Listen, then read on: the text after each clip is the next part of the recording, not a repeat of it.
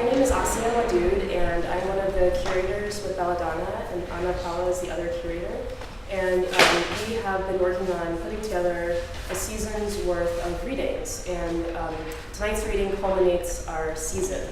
And we are so happy to welcome you all here tonight to listen to Iman Mersal and Aditi Machado, and followed by a moderated conversation with Omar Berrada. So Belladonna is an organization that puts together readings like this one, and also we have these little ephemeral chaplets, which we have tonight to commemorate our readings. They will be for sale in the back, along with a few other books. Aditi's full-length book that came out last year is also available for sale. We have This Touch, and then we have The Displaced Voice, it's English-Arabic, and then English and and together they are $8 alone, or $5 each. And so the order of events tonight is we'll have Aditi read first, and then Iman, and then we'll have a conversation moderated by Omar. So without further ado, I will introduce our readers. The dazzling assemblage of landscapes in Aditi Machado's work could be one in which the throat is a corset, the bowl is full of spice, a vase is emptied, the proclamations are at once firm, though a stranger and strange and slippery in this. Or the landscape slopes syllabically, a wind, a text, a wind, a text. The wind touches to the skin textile. What worlds do we have here? The world in which the flowers are general and particular and ancient. Aditi Machado is a poet, translator, and editor. She is the author of the books on beheadings from Night Boat last year, and 2 chapbooks, Root, Marion Bride, and The Robing of the Bride. The translation of Faratello's Prosopopeia was published by Action in 2016. Recent work can be found in Poor Claudia, Folder Magazine, Witness, Chicago Review, among others. Aditi edits poetry in translation for Asymptote and is writing her dissertation at the University of Denver. It's my pleasure to welcome Aditi.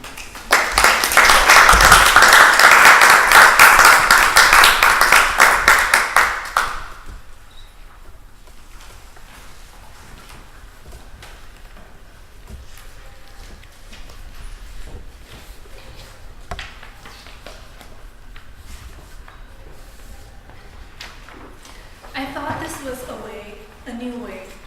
I wanted to call it human. Speech, it's been wept before. It was a work to stand in the sun, that erosion. What is regal is pain legal? Speech? After each time, I lost the right under a legislature so commonly burdened. Speech? The only way is to turn outside, turn into an outside, there, a lip. A lip at the end of town, not the seashore. A new way, I kept thinking. A new grammar of replacement, not I'd rather be spit. Standing on my lip like a promontory, standing archaic. Standing on my lip like a promontory. Why this staging? Why these dark lines of surplus harmony, these elastic expenditures, such supernumerary stars? So I could speech. I needed the staging of mouths opening, like kinds, opening all kinds of meteors. Something opened a space for me, but I'd asked for time. So long, planets, so long, plants. Then I spoke a spoke. I spoke a sentence, and ye took offense. I thought, a new way, burnished, make that. Irresistible propaganda. I have nothing new for ye, but an ancient lattice work I wrought. So, thank yous come in the middle. Thank you for being here, and especially to Iman Mersal and Omar Berrada. I'm so excited to be in this conversation with the two of you, and also thank you to Iman's translators, and Belladonna, Anna, Asia, and the Institute of Arabic and Islamic Art. So I think I will read a little bit from my 2 published books, and then some new work, including the beautiful chaplet that Belladonna made. So I'll start with some beheadings. So this is my book of poems that came out last year.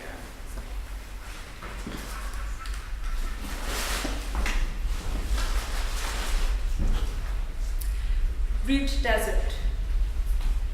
A wind blows. The desert unfolds. To sleep on its pillow is succulent as cacti swelling in times of plenty, shrinking in drought. When I lived in the desert, I was so young and spiny, drinking rain into my lungs. Now it is culture everywhere and specular.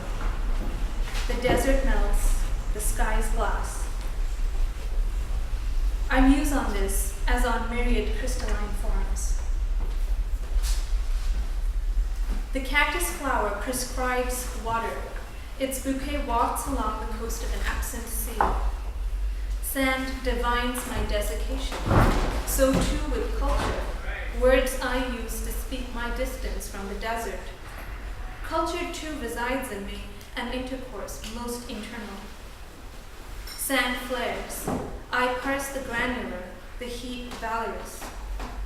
Opening its sepals, rain palsies. A navel in the sand, elements and oasis. In the steely night, lying on my belly. In the steely night, lying on my back. On the sand, half sunk, a shattered. A neck spills its faint lesson. The hourglass fills with lust. What is heard, what is not heard, congregate on the sleeves of weather rotating the windmills. Material survives soaked and running, formic on the rocks, Opheliac in the pool. The listening I was summoned to perform, I perform it. In heat, my eye fears what seduces my ear. Voices stem lush, sink like petrol. Laborious, ambulatory desires turn the desert. Here is a romance pointing, here, here. In heat, my tongue delivers a sermon like a caress. In heat, your tongue delivers a sermon like a caress. In the heart of the desert, a decadence. My arrival, its catalysis. Labial, dunes, rooms. Inside looking, like outside looking, sways. Sand in a gray photograph pointillates. Gray soils approbate gray singing. The pure bird of no negation arrives. Feelings drive an arm toward fruit. Things to say then happen in a spasm. Things meaning soil and finger shape a line. A circus tents a circle in passions. A cactus circumscribes water. I touched someone in that desert as time won't. This one's called Blessed Is. A day, avid centuries. A time when bestowed locusts. I look about the place as it dislocates for the venereal heart. Here is a symposium and time is ludic. I feel I am happening in a sleeve. Locusts are swarming. Lust is. Here is a valence. We were paragraphing the sun. My friends and I, unhappy with anything pitched higher than darkness, discouraged beatitudes. What is more dangerous? Perfection in the body or perfection in the mind? I saw the seashell everywhere making a unit of life, the unsprung sound of a thing unseen. There is a place in my heart. There is a heart. There is my academy hinging the preposition. I configured myself one day by not entering the pool. No contentment overflowed. To fill my life as an index, to feel crying as by onion. There is an astringent for everything. It is lexible. Blessed is the heart. Blessed is my Gethsemane of florid logic. I am lucid in the afternoon. Graceful living, benevolence, pure bod.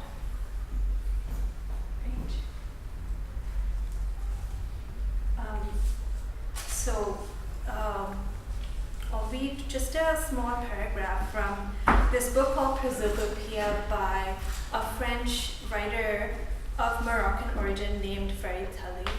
And this is, I guess you would call it a novella with some poetic elements in it.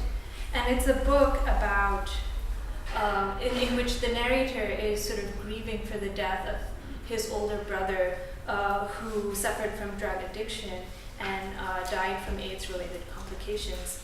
And I picked this little paragraph because it mentions Arabic and the sound of Arabic. 40 days would have passed between the first ceremony and the last. There was a time, a dead time, that followed the death of the body, which was calm, having been abandoned by pain, and now engulfed by 2 long songs which got mixed up. It was neither a period nor a duration, just a time, sensed too early and known too late. It's to keep company with the deceased, someone said, so that he knows where he's going, that he won't be there alone. His room had been emptied of all furniture. It was also the room in which I slept. I was crouched in a corner.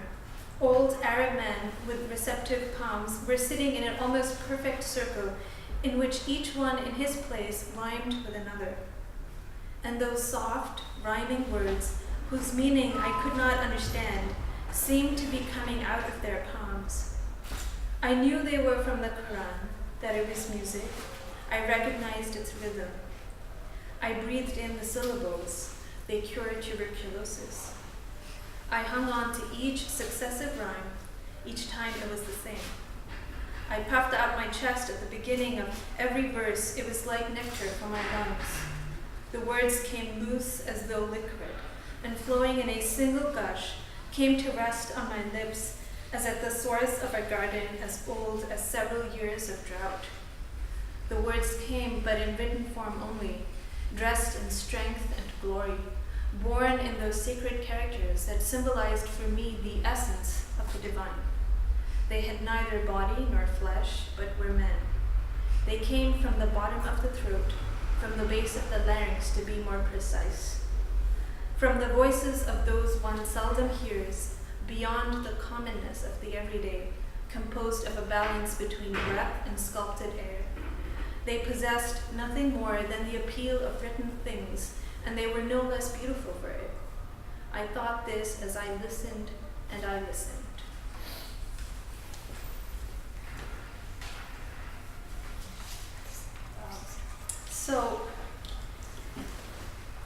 Now I'll read some newer work, including the beautiful chaplet that Belladonna made. And so the earlier poems that I read from some beheadings, I was thinking a lot about thinking and also about place and sort of how maybe consciousness or the way we think is shaped by different landscapes, and so they end up moving through these different landscapes. And I found with this essay that it ended up being very, very useful for me to write in the wake of some of the poems that I've recently been writing. I've been thinking, again, about thinking, but also about money. So it's money, thinking, and place. Money being the new factor. So the chaplet is an essay called This Touch, and I'll read the opening of it and then a poem that sort of relates to some of the stuff I discuss in the essay. This touch. In some dreams, the Emporium is a feature of the landscape, rising into relief and toward the open sky. It wasn't built, it grew. Natural is the word one might use unnaturally. The features of the Emporium are those of a garden, a bit wild. The agoraphile wanders it as in a dream. For in some dreams, the dreamlike condition of the subject is heightened because it has met its deepest desire, to walk among the things of the world and to touch them. It is a peculiar sense to touch. Its effects are many. For instance, the subject would like to trade money for the objects displayed to her by the Emporium, and she assumes she has some, but she never quite arrives at the moment of purchase. She is too enthralled somehow. Everything Eubulus said would be here is here. Figs, witnesses to summonses, bunches of grapes, turnips, pears, apples, givers of evidence, roses, medlars, porridge, honeycombs, chickpeas, lawsuits, allotment machines, irises, lamps, water clocks, laws, indictments, and more, cauliflower, drumsticks, mayfly, marigolds, and jasmine, gourds, many kinds of gourds. Love now is not so corralled, she thinks, and the stalls seem to continue, as out of some need for posterity. Like weeds they infiltrate, seem to create more space, an abstraction building up in the head.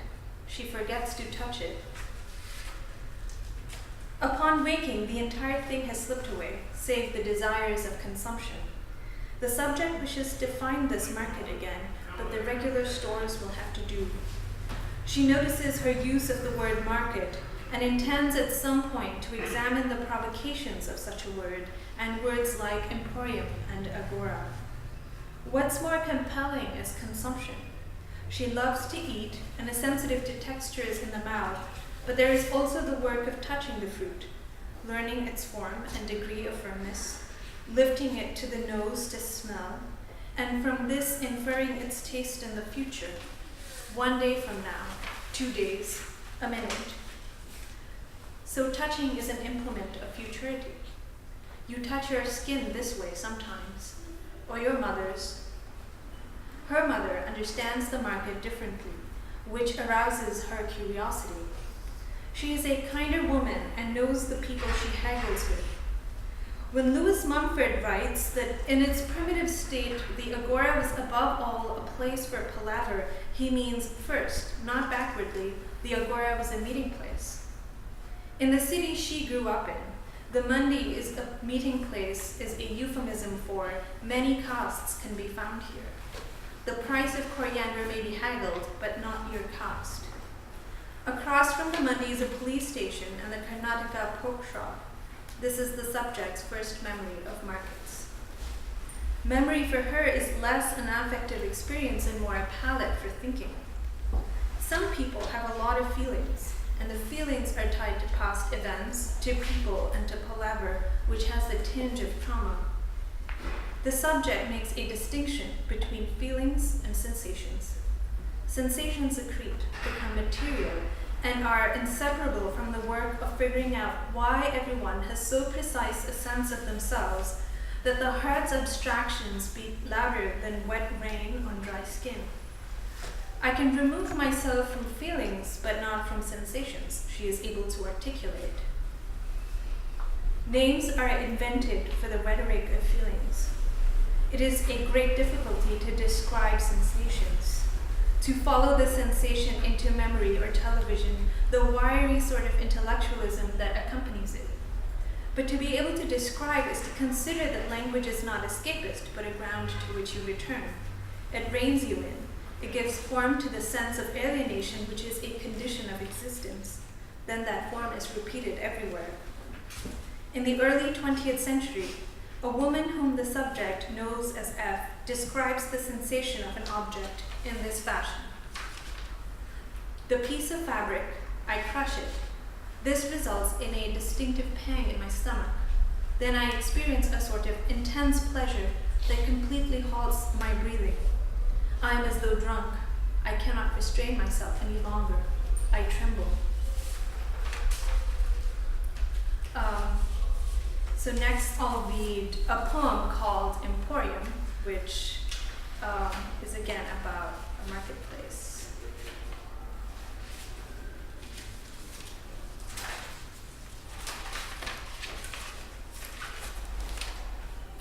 Emporium.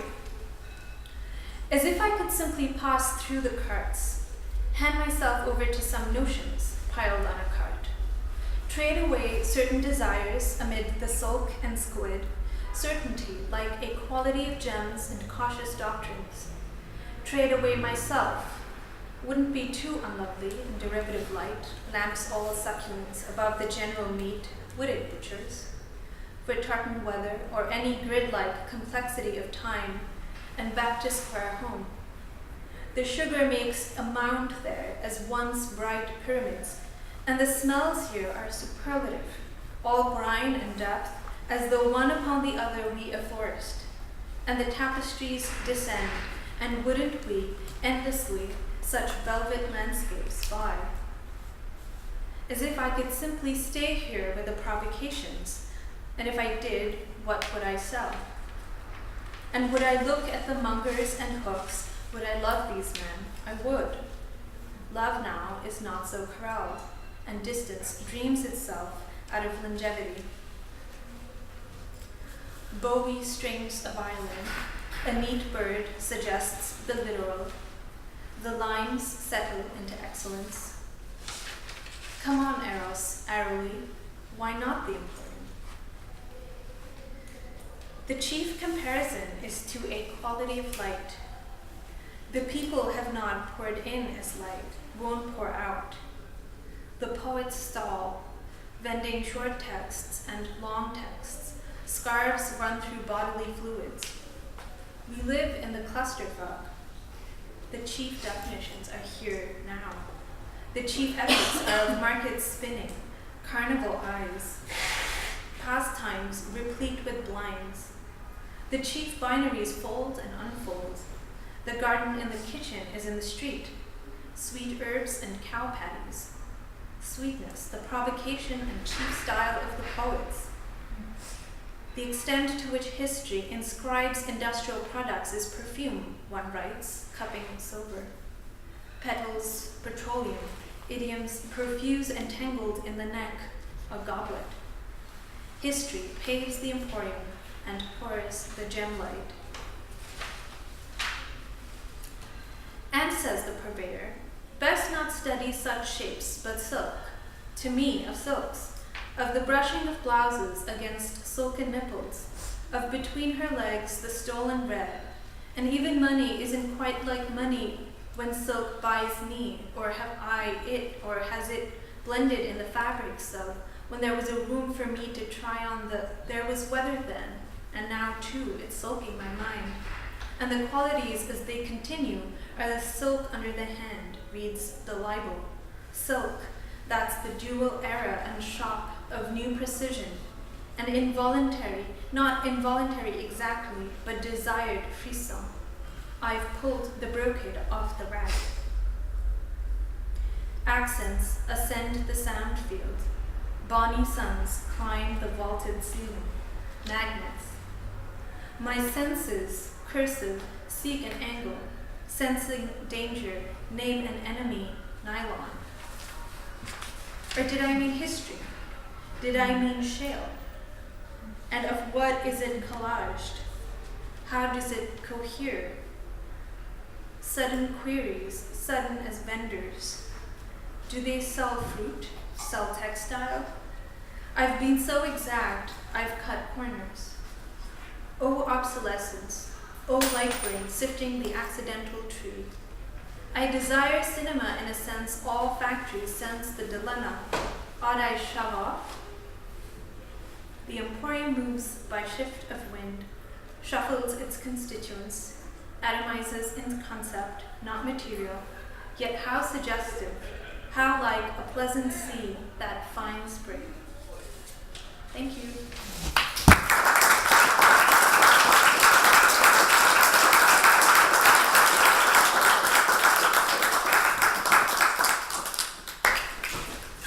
Aditi, thank you so much. Please, whatever you want to say, someone say. Thank you so much. Okay, next we will have Iman read. There are a few more seats in the front and yeah, disperse.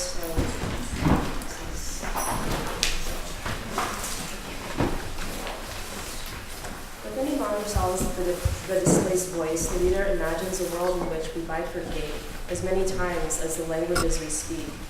A self for English, a self for Arabic, a self that willfully privileges certain words over other words because of their relative ease of pronunciation. The seams and the stitching, the binding that wefts it all harbors its own intricacy, but maybe too can just as easily unravel. Iman Mersal is an Egyptian poet, essayist, translator, and literary scholar. She is the author of 5 books of Arabic poetry, selections from which have been translated into several languages, including English, Spanish, French, Italian, German, Hebrew, and Hindi. In English translation, her poems have appeared in Parnassus, Paris Review, The Nation, American Poetry Review, Kenyan Review, Michigan Quarterly Review, and elsewhere. A selection of Mersal's poetry entitled These Are Not Oranges, My Love, and translated by the poet Paula, was published in 2008. The most recent publications include an Arabic translation from Charles Simich's memoir, Fly in a Suit, and a group of essays, How to Mend, on Motherhood and Its Ghosts. She moved to Boston in 1998 and then to Edmonton, Canada, where she is currently an associate professor of Arabic literature at the University of Alberta. So without further ado, let us welcome Iman.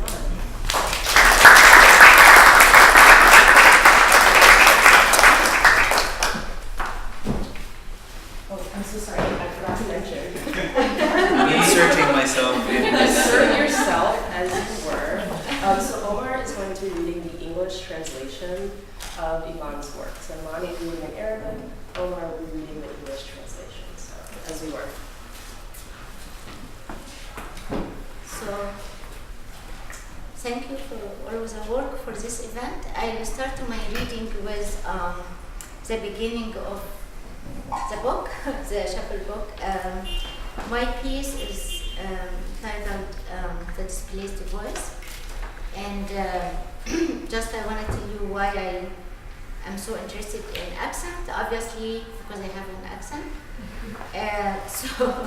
But really before English accent, I moved from the north of Egypt to Cairo as a young writer and faced the recognition of having accent. You don't know that you have accent until you go elsewhere or be challenged by others.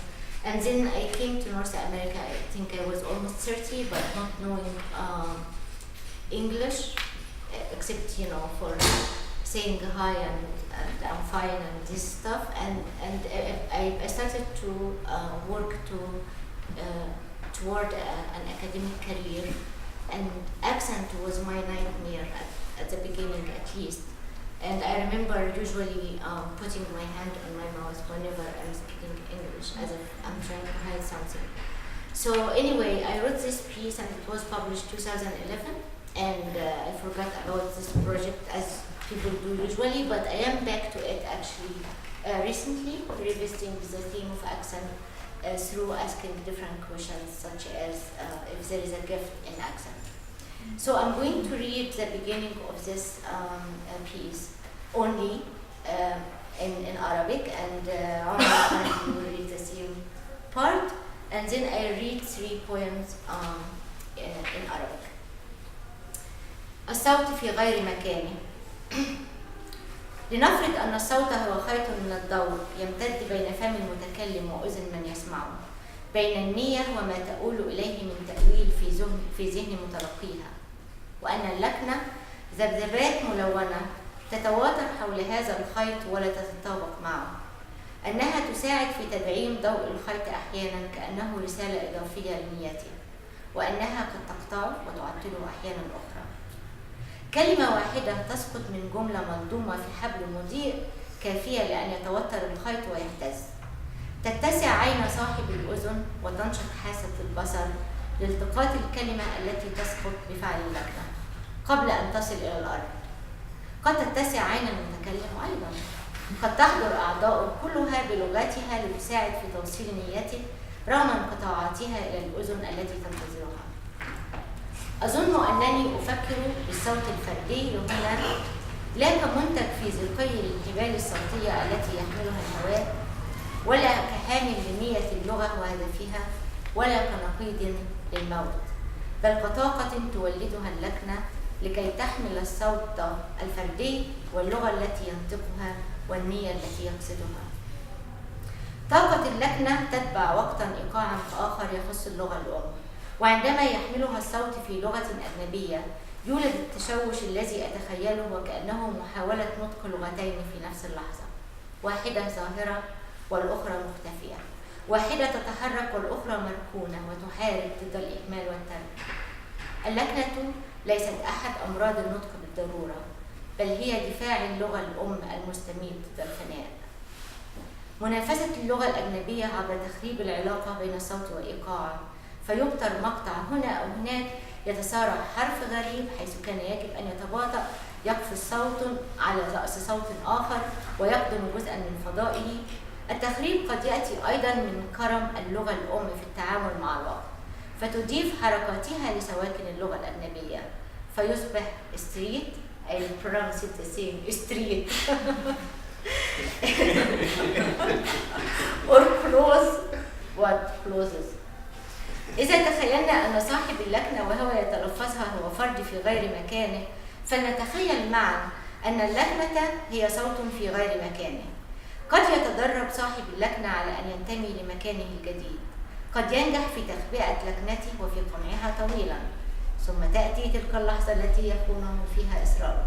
ليست مصادفة أن لحظات الغضب هي أكثر اللحظات التي تقب فيها اللكنة بكامل بهائها، ربما لأن الغضب أقدر على استنفار الأحبال الصوتية من الرضا، أكثر تهييجا للذاكرة واستحضارا للغة الأولى التي تنتقم بممارسة صوتياتها وبإشاعة الفوضى. صاحب اللكنة ليس بالضرورة مهاجرا من لغة إلى أخرى، بل قد يكون مهاجرا من لكنة إلى أخرى داخل نفس اللغة. عم عوض بواب العمارة التي أسكن فيها في القاهرة يتحدث للسكان بأدب جم، قاهرية لا غبار عليها.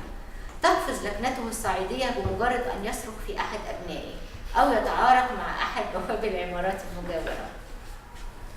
صوت شخص ما قد يكون أكثر فردية في لغته الأم، يتم التعرف عليها بنبرته الشخصية، بحبته وتضلعاته، إذا أردت الاعتماد على رولان بارت. حين يحمل الصوت لغة أخرى تشوش اللكنة على فرديته، تشير بدأب إلى الجماعية المختبئة للغته الأولى. صوت الاتش في الإنجليزية يصبح أقرب إلى الخاء العربية عندما تتحدث لي ناتالي زميلتي في العمل. إنه صوت الروسية وليس ناتالي فقط. في سنة الأولى في أمريكا كان صوت حرف ال P يبدو لي مثل حجر قادر على إسقاط أي كلمة تحتويه من خيط الضوء الذي أقف. هذا هو الحرف الذي نسميه بالعربية باء ثقيلة. حرف ليس من لغتنا ويكفي الفشل في نطقه لتخمين أن العربية هي اللغة المركونة في الداخل. عندما تقدمت لوظيفة أستاذ في جامعة ألبرتا كان علي أن أمر بكل ما تستدعيه المنافسة في سوق العمل الأكاديمي من اختبارات: تدريس فصل لطلاب أمام لجنة أكاديمية، مقابلات منفردة مع الأساتذة والطلاب والعميد. ولكن أقصى الاختبارات كان إلقاء محاضرة لمدة 45 دقيقة أمام حشد من الأكاديميين والجمهور الجامعي. لم يكن مضمون ما أريد قوله هو ما يرغبني، بل كيف يمكنني أن أقوله بنعومة وبدون اصطدام بمطبات الكلمات الطويلة. الكلمات ذات السواكن بلا حركة تفصل بينها. الكلمات المفصلية التي يعني سقوطها من التواصل سقوطي في الوصول إلى الوظيفة. بدت اللكنة في تلك اللحظة مثل عاهة يجب التقليل من خسائرها. البصري واصل ابن عطاء ولد سنة 80 ومات 131 هجرية. الفقيه المعتزلي الفصيح الذي يشار له بالبنان والذي كان يخطب بلغته الأم، كان أعداؤه يتنمرون عليه بسبب لثغته، بسبب صوت واحد لا يستطيع نطقه كما يجب وهو حرف الراء. عبقرية ابن عطاء اللغوية ألهمته أن يخبئ عاهته بتفادي الكلمات التي بها هذا الحرف. كان عليه أن يستبدل كل بدنو، أنوار بآلاء، يغفر بيعفو، فراش بضجع، ومطر بغيث. له خطبة كاملة بدون حرف راء واحد. هذا ما كان علي عمل: تفادي الأصوات التي قد تبعثرها اللكنة فلا تصل لأحد، لا أذكر الآن كم من كلمات تم استبدالها لكن أذكر أن أفكاري كانت تتطور وتنتعش بسبب لعبة الاستبدال. بعض الكلمات لم يكن ممكنا استبدالها، وأذكر منها كلمة architecture. architecture. هكذا حاولت أن أراها بحروف عربية بجسد لغة أليفة حتى أتذكرها. لحظة نطقي بالكلمة في المحاضرة ترجرجت، خيل إلي أن مسجدا أمويا بالتحديد ينهار في مكان ما، وأن تحطم زجاج شبابيكه يخرج مع صوتي.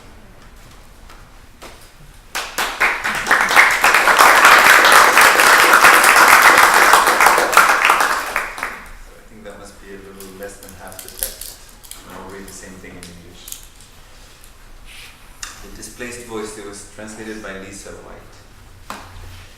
Let us suppose that the voice is a thread of light stretching between the mouth of the speaker and the ear of the listener, between intention and interpretation, and that an accent is colored oscillations vibrating around this thread, but not congruent with it. At times, these oscillations may intensify the thread's light, adding perhaps to the original intention. At others, they may impede or disrupt it. A single word falling from a sentence, threaded on a luminous cord, suffices to make the thread strain and shake. The listener's eyes widen, his vision sharpens, hoping to catch the word dislodged by the accent before it hits the ground. The speaker's eyes may open wide as well. All his limbs and organs may rally to the cause, each in its own idiom, helping to convey the intention, gaps notwithstanding, to the ear of the person awaiting it. I am not referring to the individual voice here as a psychological product of vocal cords carried on the airwaves, as a physiological product of vocal cords carried on the airwaves, nor as a vehicle of linguistic intent and its target, nor as a refutation of death, but as an energy born from the accent, in order to convey the individual voice, the language that voice utters, and its intention.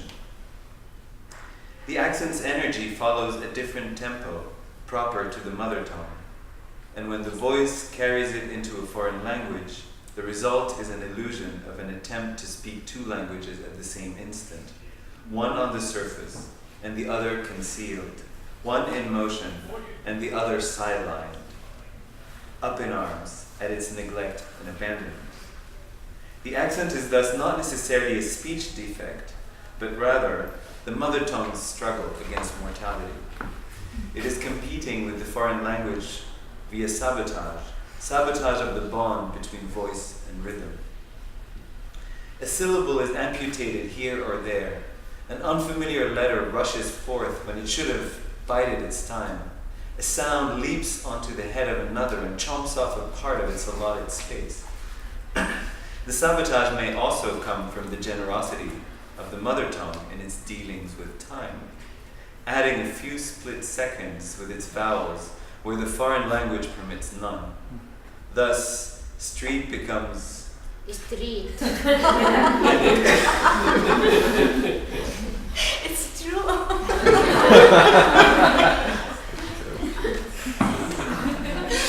and clothes become. I think this is an exaggeration. Closes and close. I mean, yeah. If we imagine the person with the accent as, in the act of enunciation, a displaced individual, then let us together imagine the accent as a displaced voice. This person with an accent may practice long and hard in order to fit into his new place, and he may succeed in hiding his accent or in suppressing it for a long time. But sooner or later, along comes the fatal moment when practice fails him. It is no accident that moments of anger are those where the accent in all its glory is most likely to rear its head. Perhaps this is because anger sticks better to swollen vocal cords than satisfaction does, and is better at agitating the memory and calling forth the first language to exact revenge, applying its phonology and stirring up chaos. Someone with an accent need not be an emigrant from one language to another. He may well be internally displaced, an emigrant from one dialect of a language to another. Awad, the doorman of the building in which I live in Cairo, speaks to its residents with unimpeachable decorum and in faultless Cairene. But his Upper Egyptian accent leaps out the moment he yells at one of his children or becomes embroiled in an argument with one of the doormen of the neighboring buildings. A person's voice can be more individual in his mother tongue, recognizable by its particular timbre, its grain, should I quote Roland Barthes. When the voice takes on another language, the accent is muddled in its individuality, tirelessly pointing back to the concealed collective phonology of its mother tongue. For example, the English H is more akin to an Arabic kha when my colleague Natalie pronounces it.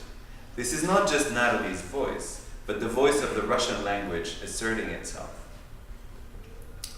In my first year in America, the sound of the letter P seemed capable of dislodging any word that contained it from the thread of light behind which I stood. This is the letter that we often refer to as heavy B in Arabic, a letter that doesn't exist in our language. A failure to pronounce it is enough to suggest to the listener that Arabic lies dormant inside you. When I applied for a position as a professor at the University of Alberta, I had to jump through all the hoops that the academic marketplace requires, teaching a class in front of an academic committee, individual meetings with professors, students, and the dean.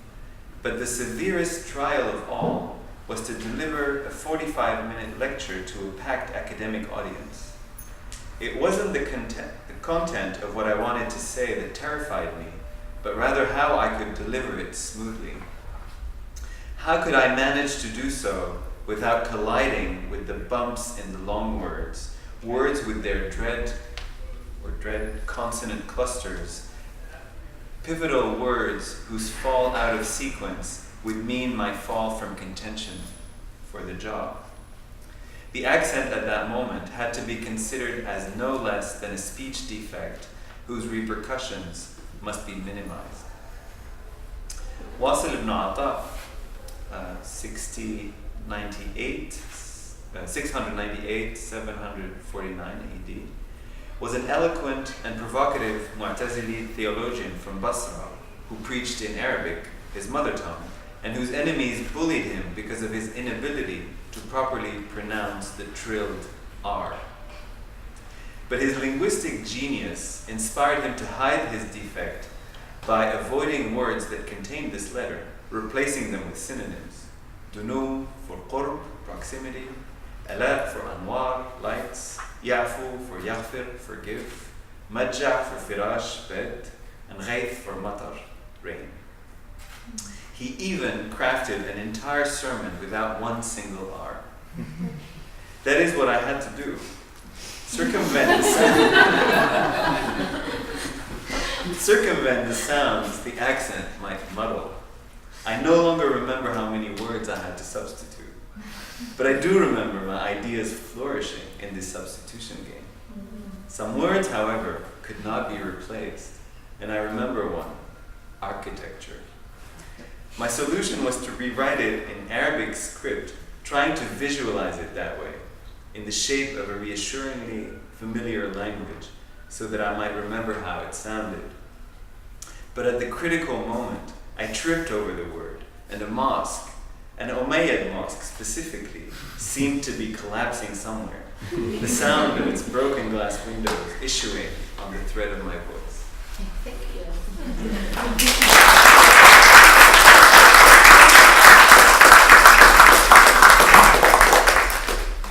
I'll read 3 poems from my not 1913, of course.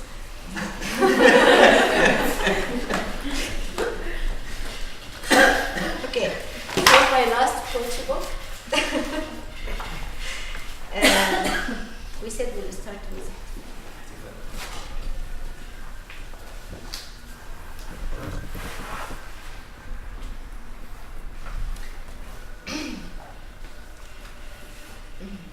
احتفال. وقع خيط القصة في الأرض فنزلت على ركبتي أبحث عنه. كان هناك ذلك الاحتفال الوطني ولم أرى إلا الأحذية المستوردة والبيادات. على مقعد في قطار قالت لي أفغانية لم ترى أفغانستان الانتصار ممكن. تمنيت يومها لو سألتها هل هذه نبوءة؟ بدت تهتهتي بالفارسية كأنها خارجة من كتاب المبتدئين، وهي كأنها تلتقطها من خزانة ملابس قتل صاحبها في حريق. لنفرض أن الشعب وصل عن بكرة أبيه إلى الميدان، أن الشعب ليس كلمة قبيحة، كما أن لا أحد يعرف ما معنى بكرة أبيه. إذن كيف حضرت كل هذه الكلاب البوليسية إلى هنا؟ ومن غطى وجوهها بأقنعة ملونة؟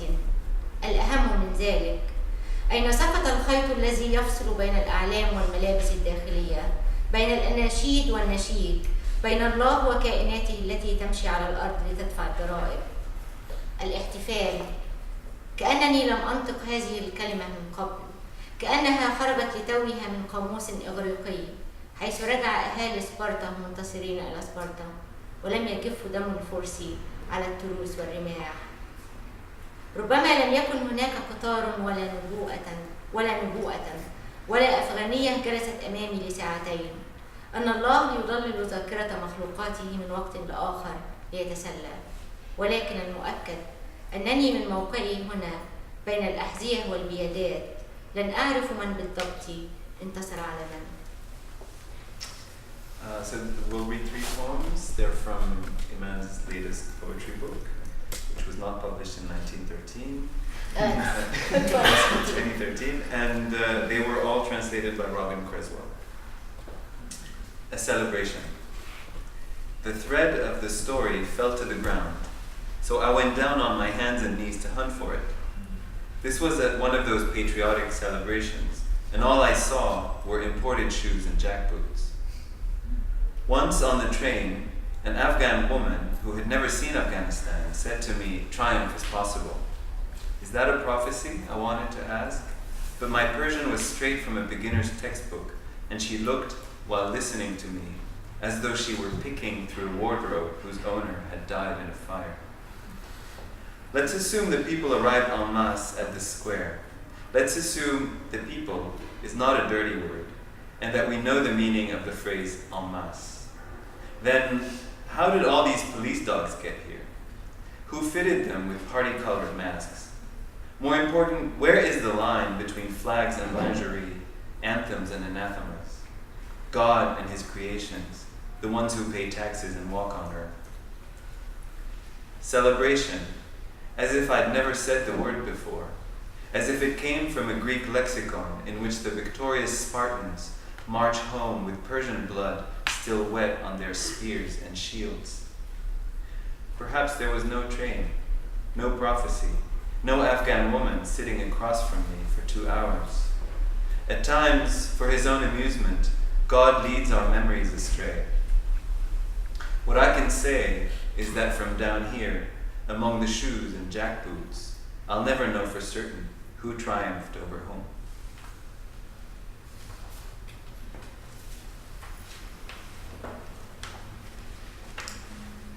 من النافذة. من الممكن أن تميز الشخص الذي تحطم من قبل. الشخص الذي بعد أن تحطم نجحوا في تثبيت ظهره أو ربط عنقه بالكتفين. من وقفاتك هذه تشرب القهوة وتتابع العابرين، قد تخمن شكل الشريان الذي نقلوه من معصمه إلى قلبه، أو تلمح لمعان المسامير التي استوردوها من أجل الركبة. سترى بوضوح إخلاصه لخطوته، بطيء ربما، ويمشي عادة في خط مستقيم.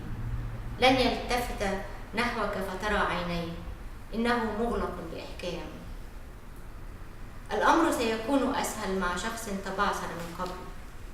الشخص الذي تبعثر من قبل عادة ما يتلفت حوله كأنه يبحث عن جزء ما زال ضائعا منه، وقد يبدو في التفاتته حلوا جدا لأنهم ألصقوه بالصمت، أو مرا بعض الشيء لأنه يبالغ في إضافة الجراء ليسد فجوة بين عدوين.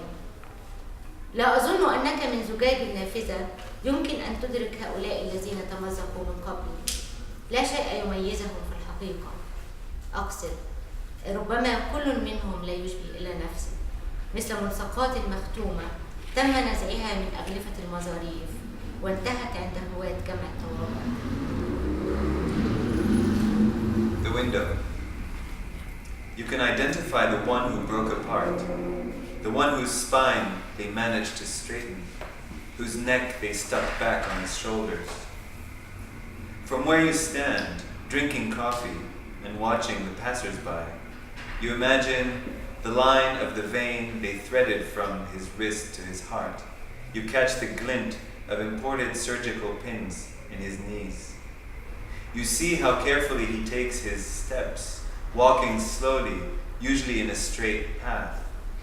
He'll never turn for you to see his eyes. This one is sealed tight. It will be easier with one who's scattered. The one who's scattered often turns around, as though looking for a part he's still missing. When he turns around, he sometimes looks sweet, because they've patched him together with gum, or else somewhat bitter from all the glue stuck between his limbs. I don't think you can make out from the window the ones who are torn to pieces. There's really nothing to distinguish them, or else each one looks just like himself, like cancelled stamps unfixed from their envelopes that ended up in some philatelist's album.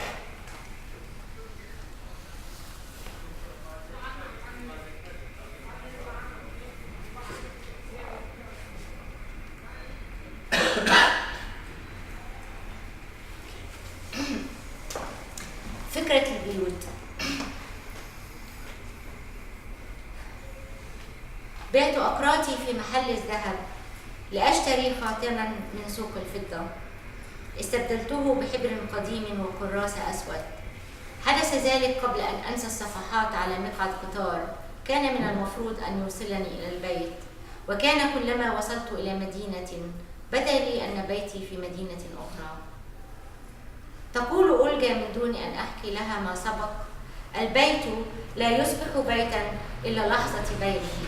تكتشف احتمالات حديقته وغرفه الواسعة في عيون السمسار.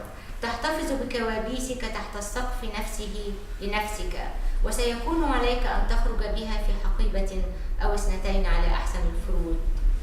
أولجا تصمت فجأة ثم تبتسم مثل ملكة تتباسط مع رعاياها بين ماكينة القهوة في مطبخها وشباك يطل على زهور.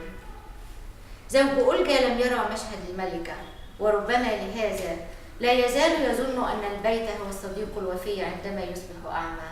أركانه تحفظ خطواته، وسلماته ستحميه برحمتها من السقوط في العتمة. أبحث عن مفتاح يضيع دائما في قعر الحقيبة، حيث لا تراني أولجا ولا زوجها، حيث أتدرب في الحقيقة حتى أتخلى عن فكرة البيوت. كل مرة تعود إليه وتراب العالم على أطراف أصابعك، تحشر ما استطعت حمله في خزائنه، مع ذلك ترفض أن تعرف البيت بأنه مستقبل الكراكيب، حيث أشياء ميتة كانت قد بدت في لحظة ما تفاوضا مع الأمل. ليكن البيت هو المكان الذي لا تلاحظ البتة إضاءته السيئة، جدار تتسع شروخه حتى تظنها يوما بديلا للأبواب. The idea of houses. I sold my earrings at the gold store to buy a silver ring in the market. I swapped that for old ink and a black notebook. This was before I forgot my pages on the seat of a train that was supposed to take me home. Whenever I arrived in a city, it seemed my home was in a different one. Olga says, without my having told her any of this, your home is never really home until you sell it. Then you discover all the things you could do with the garden and the big rooms, as if seeing it through the eyes of a broker. You've stored your nightmares in the attic, and now you have to pack them in a suitcase, or two at best. Olga goes silent, then smiles suddenly like a queen among her subjects, there in the kitchen between her coffee machine and the window with a view of flowers. Olga's husband wasn't there to witness this regal episode. Maybe this is why he still thinks the house will be a loyal friend when he goes blind. A house whose foundations will hold him steady and whose stairs out of mercy will protect him from falling in the dark.